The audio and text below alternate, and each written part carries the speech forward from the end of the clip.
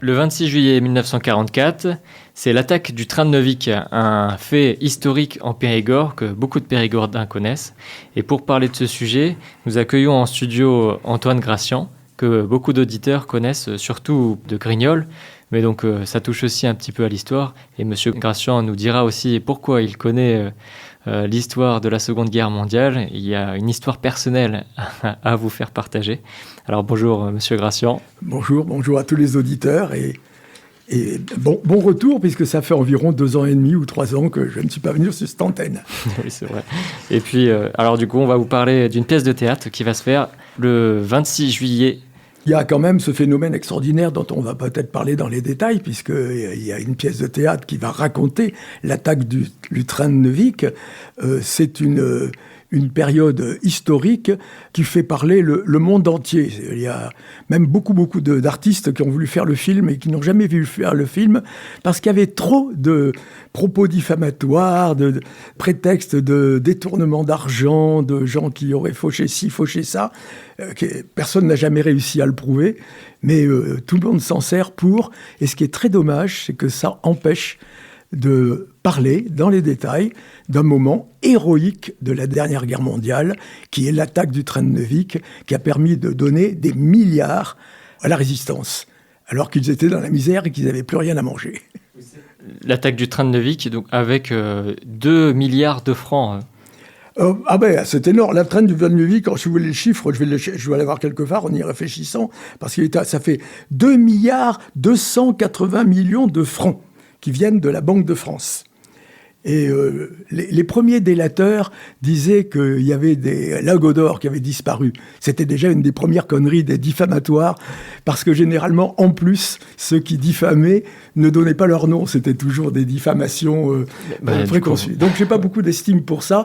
Et donc, nous ne parlerons pas du après et de ça. Nous parlerons de l'héroïsme de ces 2 heures héroïques par la résistance qui enlève cet argent aux Allemands.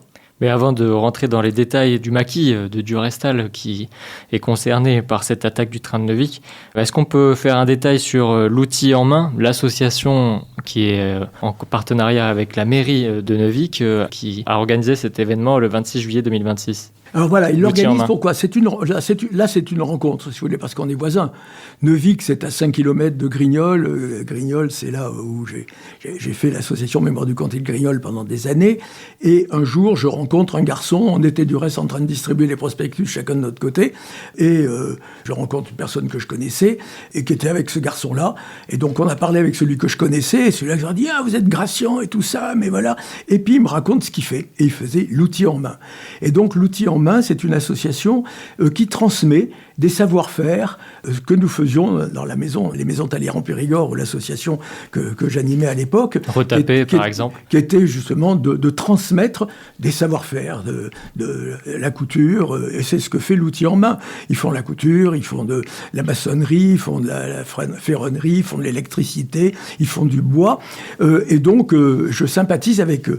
Et je découvre qu'ils ont eu de la mairie la possibilité d'installer tous leurs locaux dans la gare qui comprenait le hangar. Et donc, ils sont dans le hangar. Car hélas, la gare a été vendue à quelqu'un qui, au lieu de s'en servir pour développer l'histoire du train de Neuvic, en a fait un décombre. Je veux dire un gros mot, il y a vraiment tout le merdier qui est enterré là-dedans. Ouais, c'est à vendre. Oui, il faudrait faire mieux qu'un musée. Et donc, c'est l'idée que j'avais, et que j'avais eue à l'époque, il y a déjà une vingtaine ou une trentaine d'années avant, que j'avais proposé au maire de l'époque, qui m'avait dit, c'est une très bonne idée, mais après y avoir réfléchi, il m'a dit, je peux pas, toujours à cause de ces fameux propos diffamatoires de, oui, il y a des gens qui ont tourné de l'argent, il y a un tel, il y a Malraux, il y a machin, un tel. Alors, j'avais même cité un nom, si vous voulez, là-dedans, parce que ça plaisait bien que ce soit un grand de ce monde, et puis il pouvait être grand et riche, et puis il pouvait, bien entendu, être voleur. Et donc, ça a coupé court, et donc on l'a pas fait. Et donc, en discutant avec ce garçon, qui s'appelle Patrick Fanet, qui n'est pas le président, mais qui, lui, alors, en plus du président, qui a toutes ses passions, lui, il a la même passion que moi, c'est d'ailleurs la passion de ce qui s'est passé pendant la Deuxième Guerre mondiale, étant donné que lui, il a vécu, son père, il a vécu à travers son père, qui était un ancien gaulliste, alors que lui, il est résistant comme un fou, mais communiste. Donc déjà, il résout les deux problématiques. Et moi, mon père vous gaulliste... Vous aussi, vous avez vécu ça aussi, étant petit. Étant petit, j'ai fait ça. Mon père était résistant. Et je ne savais pas qu'il faisait de la résistance, mais je l'ai découvert dans l'action. Je ne sais pas si ça vous intéresse que je vous raconte certaines anecdotes comme ça. Oui, donc vous me disiez avant qu'on enregistre que vous avez vécu en 1944 l'enlèvement de votre père à la maison. Oui, j'ai la Gestapo au milieu de la nuit. Une porte s'ouvre dans la chambre qui donnait sur celle de mes parents, et je me retrouve avec une mitraillette sur un gars avec une mitraillette au bout du lit, et ma mère qui intervient en disant « Sortez de là, c'est un enfant de 7 ans, il va pas vous faire perdre la guerre ». Ça, les mots, je les reconstitue après que ma maman me les ait racontés longtemps après. Voilà, et le lendemain... ma mère était seule et mon père avait été embarqué par les Allemands. Donc si ça vous amuse, là, c'est pas vous amuse, c'est vraiment très intéressant parce qu'il y a même... Il n'y a pas que des salauds partout, ni chez les uns, ni chez les autres. Il n'y a jamais que des salauds chez les riches, avec des gens honnêtes, chez les pauvres. Il y a des pourris chez les chleux, ou des gens honnêtes chez les catholiques ou les Français. Là, c'est ce qui s'est passé avec mon père. Parce que, alors, ma mère, le lendemain matin, me dit, voilà, papa a été arrêté par les Allemands, et il était emmené à la... Alors, on n'appelait pas ça la Kriegsmarine à l'époque, ça je l'ai appris par la suite. La Kriegsmarine, c'est là où on mettait tous les bateaux à Bordeaux, et où ils creusaient les abris sous-marins pour les sous-marins. Et donc, ça s'appelait la Kriegsmarine, et mon père était là. Et mon père, lui, utilisait, quand je l'ai revu, ils appelaient ça la cloche sous-marine. C'est-à-dire, il était emprisonné, et puis il creusait pour faire des abris sous-marins à Bordeaux. Si vous êtes allé donc à Bordeaux, là où, par exemple, on retrace aussi des panneaux historiques qui retracent la construction de cette base navale pour les sous-marins à Bordeaux, et on voit qu'il y a eu aussi beaucoup de travailleurs immigrés espagnols qui travaillaient dans des conditions difficiles. Alors, là, je vois que vous dites ça. Moi, je ne suis pas allé aussi loin dans le tourisme, parce que après, je suis parti, j'ai quitté Périgueux, et je suis parti à Paris pendant des années. Mais quand je suis allé à Bordeaux un jour, j'ai hurlé quand j'ai vu une gigantesque place, énorme, et puis plus rien autour. Et puis ce dôme d'un abri en béton armé qui sert de musée maintenant. Et ça, vous venez de le raconter, moi je n'ai pas encore eu le temps d'aller visiter le musée. Mais moi je n'ai pas visité là-dedans. Il faut imaginer cette place avec les murs fermés tout autour, et puis les chleux en train de défiler « Hans Wein, Hans Wein, Hans Wein !» Et les mecs qui étaient d'alors, j'ai même assisté en tant que gamin de 7 ans, où ma mère nous avait amenés pour demander la libération de mon père. Donc c'est un flash qui m'a permis de faire ça. Mais votre père a été libéré. Alors oui, mon père libéré, il faut peut-être voir comment il est libéré, parce qu'il arrive là, on apprend dénoncé par les Allemands, par des collabos de Périgueux. J'ai même envie de citer le nom, parce qu'il s'appelait et voilà qui vous Breton, rattache. Il s'appelle Breton, voilà, s'appelle Breton. Le collabo ? Le collabo, oui, le ferronnier de Périgueux, voilà, qui en plus déboulonnait les sculptures. Toutes les sculptures sur les places pour vendre les bronzes aux Allemands et faire des armes. Mais il avait dénoncé mon père aux Allemands, j'ai retrouvé les papiers, je les ai, ça c'est sous les yeux, et c'est arrêté. Mais c'est là où je suis éveillé par son arrestation, et on part à Paris, à Bordeaux avec ma mère, et ma mère tape à la porte, nous amène tous les deux à la porte de Bordeaux, et tasse à demander de voir le commandant de la place. Et mon père était officier de marine, ce qui l'a sauvé pour le moment, parce que les marins étaient les plus collabos de tous les militaires français. Voilà, c'est une petite nuance. Et parce qu'ils étaient très blessés qu'à Mercel-Kébir, les Anglais aient massacré la plus belle armada d'armes de la France, qui était la plus belle. Ils n'ont pas voulu perdre leur navire et ils ont préféré changer de drapeau. Alors, après l'attaque en Algérie. Il y a eu le port de Toulon aussi. Non, mais mais c'est là en l'occurrence, c'est les Anglais qui ont bombardé de façon à ce que cette marine-là ne soit pas récupérée par les Français. Et les Français qui restaient, c'est jamais que les collabos. Hein. C'était l'État français. L'État français, notre Pétain. Oui. Pétain, les pétinistes, vichistes, etc. Donc tout ce qui faisait la collaboration de l'époque. Voilà. Donc revenons là-dessus. On arrive sur cet endroit et le garde demande à ma mère, de dire à ma mère, mais que voulez-vous, madame, enfin en allemand. Et elle dit, je veux voir le commandant de la place parce que pour savoir pourquoi mon mari a été élevé. Et donc elle demande le fait et il vient. Il nous retrouve, on se retrouve au milieu de la place et on voit arriver le commandant qui vient et qui dit, mais madame, pourquoi voulez-vous voir votre mari? Elle dit, mais oui, il est officier de la marine française et il est prisonnier avec les prisonniers de droit commun. C'est absolument inadmissible, même dans la hiérarchie des ordres, vous ne pouvez pas le mettre dans ces conditions-là. Je veux savoir pourquoi mon mari est emprisonné avec les droits communs sans aucune explication. Et il lui dit, madame, vous savez très bien pourquoi. Et elle dit, mais non, je ne sais pas pourquoi. Pourquoi? Parce que votre mari est juif.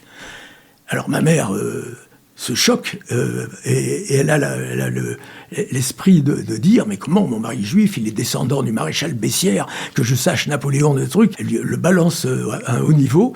Et moi, j'étais un petit garçon de 7 ans, blondiné, voilà, qu'un officier allemand avait déjà pris dans ses bras 3 ou 4 jours avant et m'avait tapé dessus en me disant « vrai petit à Périgueux », en disant « vrai petit à rien », parce qu'on allait voir les gens qui étaient prisonniers à la caserne de Périgueux. Et donc, il dit « mais madame, vous avez l'air sincère, donc revenez demain, je vais faire une enquête de santé. Si votre mari a été circoncis, même pour des raisons de santé, il partira immédiatement en Allemagne, vous ne le reverrez plus jamais, sinon... il sera libéré demain matin, revenez demain matin, libéré avec les excuses de l'armée. Voilà. Le lendemain, on était là. Elle était sacrément courageuse, intelligente et convaincante. Et au sortir de là, on revient le lendemain. Et le lendemain, il y avait mon papa qui était sur la place, quand le truc, et on va vers lui. Et le commandant se tourne vers mon père, le salue militairement, militaire à militaire, et lui dit « Commandant Gracian, vous êtes libre. Nos petits amis français exagèrent quelquefois. » Donc ça confirmait le fait que c'était une dénonciation. Donc voilà ce qui vous rattache à cette histoire en 1944. Et puis, bien sûr. Vous avez entendu l'attaque du train de Neuvic dans votre entourage, etc. Qu'est-ce qui vous a fait chercher historiquement sur ce sujet ? Alors moi, je suis né à Périgueux et je vis maintenant. Je me suis déplacé plusieurs fois à Périgueux, mais étant à Grignols, c'est jamais qu'à 5 km de Neuvic. Et à Neuvic, le maire était un de mes anciens amis, plus un de mes anciens clients. Donc je gardais de bonnes relations avec lui. De communication, oui. Et donc ça facilitait la communication. Je lui avais proposé justement à cette époque-là de faire une animation qui mette en valeur cette chose extraordinaire qu'était la traque de Neuvic, que j'avais à l'époque juste regardé le truc. Il m'avait dit c'est très intéressant. J'ai monté un dossier à l'époque qu'il n'a pas voulu faire à cause justement de c'est trop compliqué, les gens vont encore dire que ça va faire des problèmes, faut pas faire de vagues, etc. Donc moi je suis en désaccord avec cela. Mais bon, j'avais pas d'autre hypothèse que truc. 35 ans plus tard, je rencontre ce garçon dont je vous ai parlé tout à l'heure, Patrick Fanet, qui est dans le hangar de Neuvic, et à qui je lui dis, mais alors attends, j'ai tout le dossier, j'ai monté ça, on peut faire ça, fais-le vivre, et non seulement votre association vivra en développant tout ce que vous savez faire, et que vous transmettez aux jeunes pour apprendre à faire de la couture, du ciment, de la maçonnerie, de la ferronnerie, mais en plus... on peut faire une animation, et si on fait une animation permanente, on peut faire l'anniversaire. Donc je lui ai proposé de faire une animation, une journée d'animation, qui sera la journée d'animation. Ça va être la première journée de cette association aussi outils en main, de l'anniversaire et des le premier 82. anniversaire, qui sera, j'espère, après, qui continuera, parce que tout a été arraché depuis des années. C'est-à-dire, à l'époque, quand j'avais voulu, en demandant à François Roussel s'il voulait le faire, j'avais négocié, pour savoir que ça veut dire, j'avais négocié avec les SNCF, j'avais obtenu des wagons, voilà, il y avait encore des rails qui étaient là, et là, tout a été arraché, abîmé et compagnie. Donc là, la pièce de théâtre que l'on va faire, pendant cette soirée-là, elle va être complétée avec des sons, de la sonorisation, de la technologie, etc.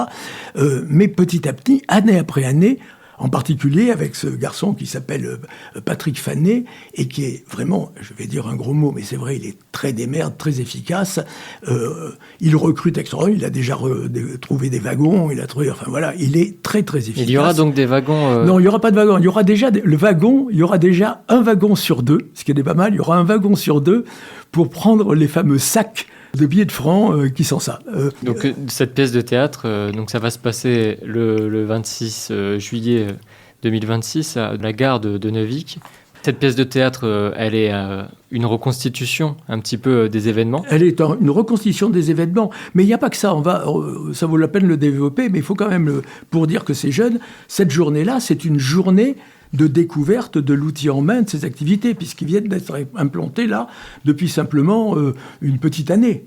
Donc il y a l'atelier où il y a les jeunes qui pourront venir s'entraîner en début d'après-midi. Il y a une conférence de Patrice Rolly qui a jeté un regard professionnel sur l'écriture de la pièce de théâtre que j'ai écrite et qui en effet relate la totalité de l'attaque du train de Neuvic et de l'enlèvement des milliards. Il y a même, à la fin, il y a la pièce de théâtre dont on va parler, et puis il y aura même un repas qui sera un repas qui, pour l'humour, sera le repas du maquis, qui n'était pas si mal nourri que ça, parce que comme ils n'avaient rien à manger, c'était bien entendu, ils allaient taper chez le boulanger, taper chez les copains qu'ils connaissent, taper dans les bistrots, et taper surtout chez les paysans, les fermiers, etc. Et du reste, à cette époque-là, ils avaient fini par inventer un petit ticket qu'ils donnaient aux gens qui leur donnaient à manger et qui a été remboursé à la Libération par la grande majorité, au grand étonnement de ceux qui ont eu la générosité de nourrir les maquis à cette période-là. Pour financer la résistance. Alors pour financer, il ne la finançait pas, il nourrissait les gars qui étaient là, mais ils ont fait une dépense et ils ont été remboursés de cette dépense. Après la guerre. Après la guerre. Mais donc ça, c'est des choses compliquées à raconter, mais ça fait partie. À quelle heure on peut assister à cette pièce et puis au repas, aux différents événements? À 15h, c'est l'atelier où tous les petits-enfants, les grands, les moyens peuvent voir ça, découvrir tout ça. Ensuite, la conférence de Patrice Rolly, c'est à 16h. Ça coûte 10 €. La première, c'est gratuit. Le deuxième, le spectacle vivant, alors avec comédiens, etc., c'est à 18h. 18h qui est calé sur l'heure à laquelle il y a l'attaque du train de Neuvic, avec le suspense de l'heure à laquelle il doit arriver, mais sur lequel le train prend 1 heure de retard. Ce qui crée un mouvement d'inquiétude parmi les 150 FFI qui sont planqués dans les buissons, Le plan ne se passe pas comme prévu. Ouais. Alors, le plan s'est passé mieux que prévu, mais avec ce suspense-là, simplement parce qu'il faut dire aussi que la même résistance avait fait sauter le train quelque temps avant et qu'il n'y avait plus qu'un seul rail qui marchait et qu'il fallait y aller au ralenti parce qu'il n'y avait plus les 2 rails qui fonctionnaient parce qu'il y en avait un qui avait été bousillé. Oui. Alors, donc ça, c'est pour 18h pour le spectacle, 10 € l'entrée. Et puis le repas à 20h. Devant le hangar à côté de la gare de Neuvic. Mm-hmm. Et puis le repas à 20h pour des tartines du maquis, comme vous l'avez noté. Donc non seulement il y a l'association L'Outil en main dont on a parlé, qui coordonne avec Patrick Fanet, voilà. Mais il y a aussi le département de la Dordogne qui aide, et aussi le théâtre de la Rivière, qui a aidé peut-être à la pièce de théâtre, à l'écriture. Là, vous en savez plus que moi, parce que là, c'est les membres de l'association font comme je le faisais autrefois dans la mienne, c'est-à-dire qu'ils mouillent leur chemise pour trouver. Moi, je m'occupe de la partie, on va dire, théâtrale, c'est-à-dire la rédaction du scénario, l'idée de l'ensemble du projet, le recrutement des comédiens, où j'ai redécroché les petits camarades de théâtre avec qui je faisais du théâtre dans le théâtre de Saint-Astier. La Poivrière. J'ai été 12 ans comédien à la Poivrière, donc voilà. Et donc là, il y a tous ces jeunes qui sont là, et beaucoup quand je reviens à Patrick Fanet, tous ceux qui peuvent, parce qu'il y a environ, on va dire, une dizaine de comédiens qui sont des comédiens qui lancent les textes comme il faut, puisqu'il faut les différents personnages, bien entendu, et dans les différentes situations. Mais il y avait 150 FFI. Alors, il n'y aura pas 150 gars avec des mitrailleuses à la main et compagnie, mais il y a une bonne trentaine. Ouais. Et à l'époque, alors là, le problème également, ça, il faut être indulgent au niveau de nos premiers auditeurs et spectateurs, c'est que même les officiers, ils avaient 30 berges. Hein, quand ils avaient 35 ans, ils étaient vieux. Et donc, les gars de la Résistance, ils avaient 18 ans. Ils avaient 18 ans, voilà. Et donc, on est en train, enfin, l'équipe, toujours, on essaye de recruter avec des costumes. Quand on regarde les photos de l'époque, ils étaient habillés, les pauvres malheureux. C'était dur de draguer les filles avec les costards qu'on avait. On n'était pas affrimés. Et là, vous avez tous les costumes pour faire la pièce de théâtre? Alors justement, ça se recherche de tous les côtés. Il va y avoir une vingtaine ou une trentaine, à peu près une dizaine de comédiens qui vont donner les textes avec les officiers, tous les militaires et compagnie, avec des plus ou moins fausses mitraillettes et pistolets, etc. Et donc c'est pour ça que moi je suis l'homme de créativité, si on peut dire, avec un effet sonore et compagnie, puisque comme on va pas avoir de train, il n'y a plus les rails qui permettent de s'engranger dessus. Autrefois, le rail, pour vider les sacs, le train était amené un détour de rail complémentaire qui venait se mettre sous le hangar sous lequel on sera. Donc on sera dans un lieu tout à fait réel, mais il n'y aura pas le train. Donc il y aura la reconstitution, puis il y aura des bruits, des chocs et compagnie. Mais il y a plein de scènes qui seront à l'intérieur, parce qu'il y a des scènes comme les camions qui arrivent et qui vont recevoir les sacs sur le dos. Enfin voilà, tout ça, ça sera très vivant. Mais il y a surtout la manière dont se construit cette attaque du train de Neuvic à un moment où normalement la Gestapo aurait dû foutre tout le monde au Newf et fusiller ou envoyer chez les nazis en Allemagne. Alors, historiquement, et peut-être que vous avez discuté avec Patrice Rollier, alors quelles ont été les conséquences de cette attaque? Est-ce qu'il y a eu des morts parmi la résistance, des morts parmi les Allemands? Est-ce qu'il y a eu des choses qui n'étaient pas prévues dans le plan? En dehors de ce que nous avons déjà dit. C'est là où ceux qui, depuis des années, ne veulent pas connaître l'attaque du train de Neuvic ou la développer, passent à côté de quelque chose d'extraordinaire. Il n'y a pas eu un ongle cassé. C'est une extraordinaire réussite pour prendre, on a dit la somme tout à l'heure, les 280 et quelques milliards de francs, il n'y a pas eu un tué. Les coups de pistolet qui ont été donnés en finale par certains des officiers qui avaient prévu de le faire ont été pour donner des raisons aux gars qui étaient là et qui étaient supposés les gars de la préfecture, les flics qui étaient nommés là-dedans. Tout avait été monté pour que tout se passe remarquablement bien. En réalité, c'est la réussite totale de la fusion de tout ce que savaient les gars de la Résistance et qui connaissaient toutes les filières que l'on retrouvait à la Banque de France, à la préfecture, et dans les filières de trucs, y compris les préfets. Parce que là, c'est un préfet collabo de Bergerac. Il faut voir la circonstance. C'est fait quand les Américains débarquent. Et il y avait déjà beaucoup de résistants avant. À partir du moment où les Américains débarquent, la résistance folle de joie, tous descendent dans la rue.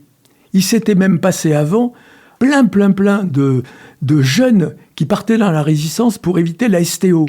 Donc tout ça faisait qu'il y avait une masse considérable de résistants qui étaient plus ou moins bien formés, mais qui existaient et qu'il fallait nourrir. Et les choses étaient très très compliquées parce que les Américains arrivant, ce que l'on oublie ou qu'on ne veut pas savoir en France, Roosevelt avait détesté De Gaulle, il avait des préjugés, et donc il avait donné l'ordre aux Anglais de ne plus donner un rond aux Français. Donc au moment où il y avait de plus en plus de résistants à nourrir, à former, à donner des armes et compagnie... C'est là où les aides se sont coupées. C'est là où il n'y a plus un sou à donner. Donc c'est à ce moment-là qu'il y a eu mais vraiment des imaginations. Du reste, quand on prend des bouquins et qu'on lit des bouquins dans lesquels on retrouve tout ce qui a été...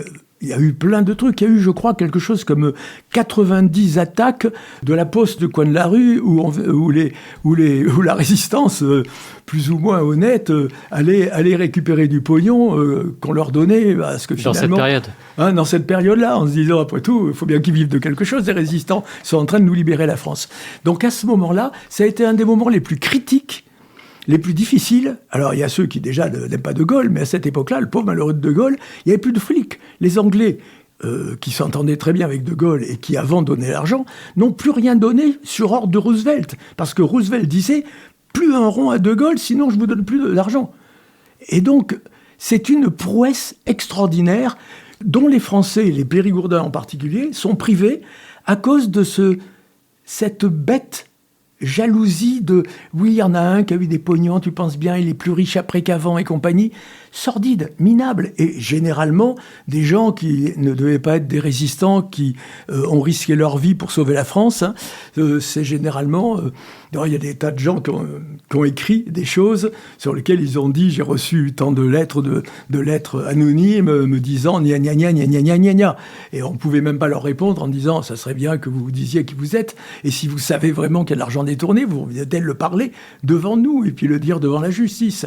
Tout ce qui est fait depuis des années n'a pas permis de trouver s'il y a eu détournement, qui l'a détourné, combien l'a détourné et compagnie. Ça n'a aucun intérêt. Là où c'est un intérêt extraordinaire, c'est le montage extraordinaire, à un moment donné, d'une opération aussi compliquée. C'est le plus gros casse du siècle du monde entier. Jamais de la guerre, la guerre. Non, de la guerre d'avant même. Les 2 milliards 280 millions de francs, c'est la somme la plus grosse qui a été du détournée. Monde entier. Oui, pendant toutes les guerres et même en dehors des guerres, même par rapport à des vols, on va dire, bourgeois, traditionnels. Ajout au montage, oui, c'est en effet le plus gros vol de l'histoire, car le deuxième est à 2,6 millions de livres sterling et non pas milliards, 1000 fois moins d'argent pour le train Glasgow-Londres. Et donc, c'est là où j'ai été fou de joie, de trouver une équipe qui me dise « ben oui, on va le faire, on va essayer de le faire ». Alors, ce sera balbutiant, ce sera moyennement amateur, parce que les comédiens, là, sont des gars quand même qui jouent depuis une quinzaine ou une vingtaine d'années, et plus quelquefois pour certains, qui sont un peu trop vieux sur le fascisme, mais qui sont très rajeunis par tous ceux qui viennent faire de la figuration pour être les gars qui vont être en FFI avec des armes à la main, des pistolets et des choses comme ça. Bon, voilà pour découvrir cette pièce de théâtre. Ce sera le 26 juillet à Neuvic pour une reconstitution de l'attaque du train de Neuvic. Et là, on découvrira donc tous ces personnages et cet événement clé de l'histoire du Périgord. Merci oui. Antoine Gracian. Merci de m'avoir permis de vous raconter tout ça. Et donc c'est sur inscription et on peut soit appeler par téléphone, soit scanner le QR code qui est sur l'affiche qu'on mettra sur le site de RLP. Le téléphone c'est 06 44 08 04 93. Et donc ça permet d'avoir... c'est le téléphone de l'association alors. L'association L'Outil en Main. Merci Antoine Gracian. Merci à vous tous.